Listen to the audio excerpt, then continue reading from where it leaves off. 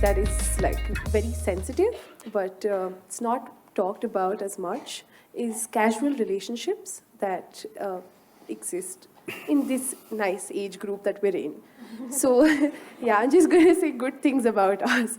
So, people engage in physical relationships today, and what they lack is a lot of emotions. And we want to know if it's opinion, I mean your opinion on it, and whether people do it by choice. Is it healthy? Is it, what to make of it? Mm-hmm.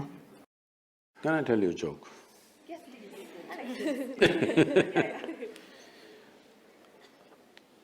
There was one Mrs. Bhatia. No Bhatias? I could change the name. There was one Mrs. Bhatia who was having her 50th wedding anniversary. They had a wedding anniversary, and the next day she filed for divorce. The judge saw the divorce petition. He was also a good family friend. So he called her and he said, "Why you want to divorce your husband? He's such a sweet little thing. Why do you want to divorce him? On what grounds you want to divorce him?" She said, "He's not been faithful to me. He's been cheating me." How do you come to this conclusion? Just yesterday you had your 50th wedding anniversary, you were fine yesterday, how do you conclude this?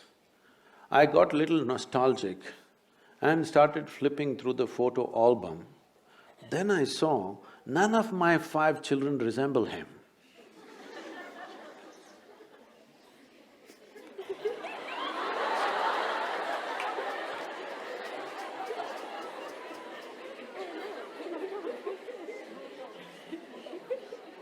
So,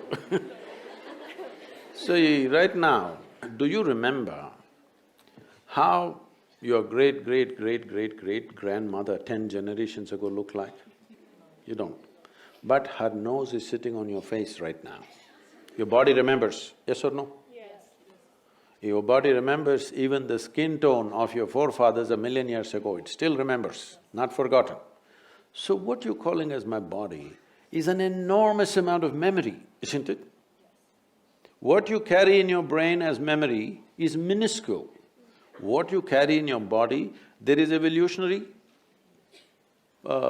memory, there is genetic memory, there is karmic memory, there are articulate and inarticulate levels of memory. There is so much memory. You think you know how to walk right now, please understand, only because your body has built up that memory. If your body forgets, you won't be able to walk. So, the amount of memory for every simple thing that you do, you know what to eat, what not to eat, how to eat, you must put it in your mouth, not in your ears. This may look funny, but you would not know if you don't remember.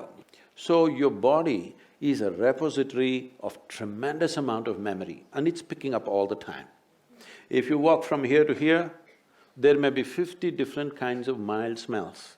You may not consciously notice, but the body is picking it up and it recognizes. All the time it's recognizing, that's how you know what is good smell, what is bad smell, this is this smell, that is… You recognize the different aspects of sound, smell, this, that, because constant recognition is happening. So this body memory, traditionally in this culture, we call this as runanubandha. That means physical memory that you build. You can either consciously build your physical memory or you can simply take in wild amounts of memory and go through lots of physical confusion. So wherever there is impact, I don't know if you still have these things, maybe in your generation is gone, but still there will be people in Bangalore city, if you ask them to… if you try to give them salt, they won't take it, they'll say, keep it there. If you try to give them sesame seeds, they will say, please keep it there. Because they have recognized many substances which can easily carry your memory and it will become mine if I take it. So I don't want to take in memory. This is the reason why generally in this culture, touching each other, shaking hands, these things are avoided. We touch our own two hands and do namaskaram because we don't want to go on picking up memory.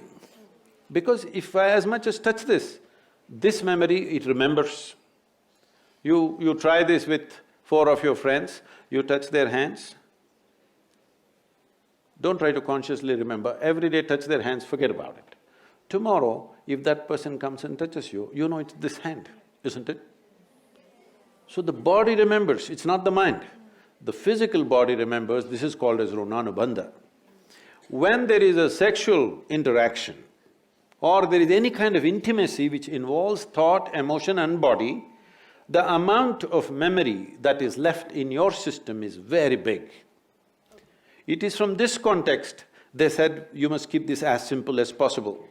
There are other aspects where in certain tantric process and all they're involving, they are preparing themselves for years to distance themselves from the body in such a way that the body doesn't pick up anything from anywhere.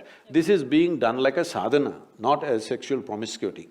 So, the question is not of morality, the question is of what is it that you want to do with yourself in your life.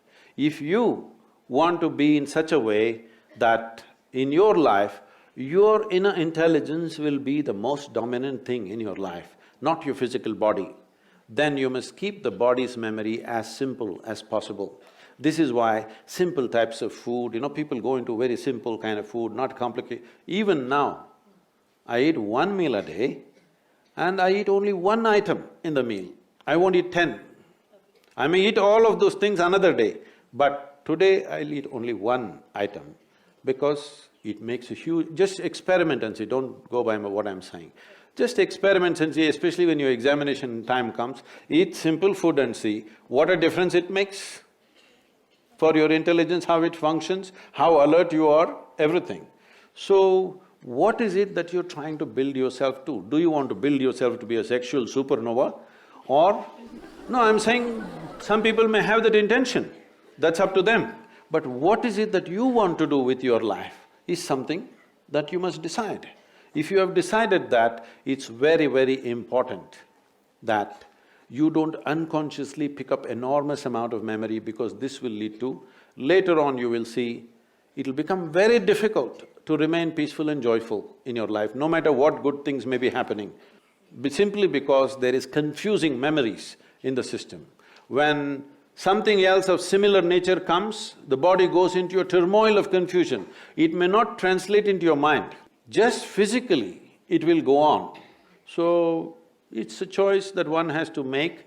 It's not a question of morality, it is a question of living sensibly.